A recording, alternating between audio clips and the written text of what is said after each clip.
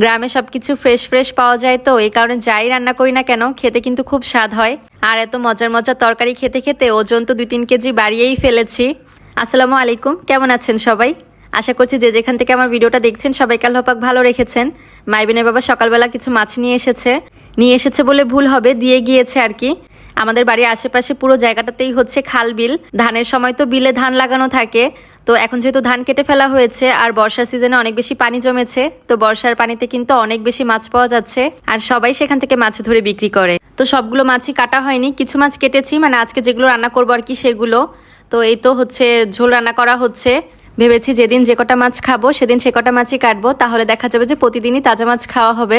তো সকালের জন্য রান্নাবান্না শেষ, টাকি মাছ ভর্তা করেছিলাম, মাছ ভুনা করেছি, আর হচ্ছে একটু শাপলা ভাজি করা হয়েছিল।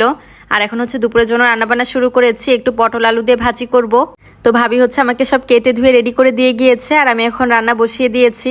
আসলে সবকিছু রেডি থাকলে কিন্তু বেশিক্ষণ লাগে না রান্না হতে।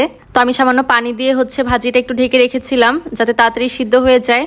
আর পেঁয়াজ আর মরিচটা হচ্ছে আমি আগে থেকেই ভেজে রেখেছিলাম, এখন সেটা দিয়ে ভাজির সাথে মিক্সড করে নামিয়ে ফেলবো।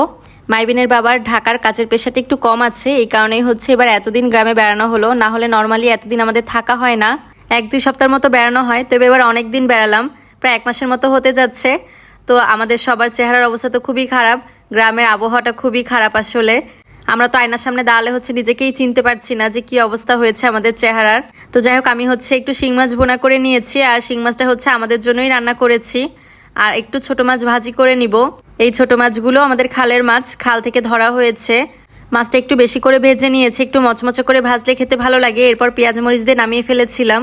আর এটা হচ্ছে বিকালের ভিডিও, আমরা বিকালবেলা হচ্ছে একটু ঘুরতে বের হয়েছিলাম। রোজার ঈদে অনেক বেশি ঘোরাঘুরি করা হয়েছে, কিন্তু কোরবানির ঈদে একদমই সময় পাইনি, তাই আজকে একটু ঘুরতে বের হয়েছিলাম। আর ওই যে একটা বাড়ি দেখালাম না, সেটা কিন্তু একজন সচিবের বাড়ি, আমি আগে একটা ভিডিওতে দেখিয়েছিলাম। তো ওই রোডেই হচ্ছে আবার আমরা আজকে ঘুরতে গিয়েছিলাম, যেহেতু এই রোডের আশেপাশের ভিউটা অনেক সুন্দর। চারিদিকে হচ্ছে সবাই মাছের ঘের করে, তো ফাঁকা জায়গা অনেক, বাতাস থাকে প্রচুর, আর চারপাশের পরিবেশটাও খুব সুন্দর, খুব ভালো দেখা যায়। দেখেন কি সুন্দর লাগছে না? আর ওই দিন একটু মেঘলা মেঘলা ছিল, ভাগ্যিস বৃষ্টি হয়নি, ঠান্ডা বাতাস ছিল, তো ঘুরেও শান্তি পেয়েছি। তো কিছুক্ষণ বিকালে হচ্ছে একটু ঘোরাঘুরি করেছে অটোতে করে, তারপরে বেশিক্ষণ থাকিনি আর বাহিরে বাসায় চলে গিয়েছিলাম। তো বিকাল থেকেই কিন্তু মাইবিন বায়না করেছিল যে বিরিয়ানি খাবে।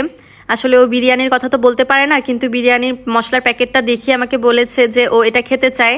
মানে বিরিয়ানির প্যাকেটে তো হচ্ছে বিরিয়ানির ছবি দেওয়া থাকে, তো সেটা দেখিয়ে আমাকে বুঝিয়ে দিয়েছে। তো আমি মাংস বসিয়ে দিয়েছি, আর সাইডে হচ্ছে রাইস কুকারে পোলাও বসিয়েছি। যেহেতু আগের দিনে আমি পুরো বিরিয়ানি রান্নার প্রসেসটা দেখিয়েছিলাম, এই কারণে আজকে আর দেখালাম না। আমি শর্টকাটভাবে যেভাবে রান্না করি সেভাবেই রান্না করে নিয়েছি। তো বিরিয়ানিটা আবার আমাদের খেতে ইচ্ছা করছিল না, এই কারণে হচ্ছে আমরা আবার ভর্তা করে নিয়েছি। মাইবিন বিরিয়ানি খাবে আর আমরা হচ্ছে ভর্তা ভাত খাবো। ভর্তাগুলো কিন্তু ভাই সুন্দর করে মাখিয়েছে, ও থাকাতে আমার অনেক বেশি উপকার হয়েছে। ও অনেক মজার মজার রান্না করতে পারে আর আমাদের ভালো মন্দ খাওয়াচ্ছে রান্না করে, আর আমরাও খেয়ে খেয়ে মোটা হয়ে যাচ্ছি। তো ভর্তা ভাত হলে কি আর কিছু লাগে? কলা ভর্তা করা হয়েছে, আলু ভর্তা করা হয়েছে, আর ডিম ভর্তা করা হয়েছে, আর সাথে হচ্ছে কাঁচামরিচ সিদ্ধ করে পেঁয়াজ দিয়ে হচ্ছে ভর্তাটা মাখানো হয়েছিল। আমার তো মনে হয় না এর থেকে মজার আর কোনো খাবার হতে পারে। এটা দিয়েই হচ্ছে আমরা রাতে ডিনার সেরেছি।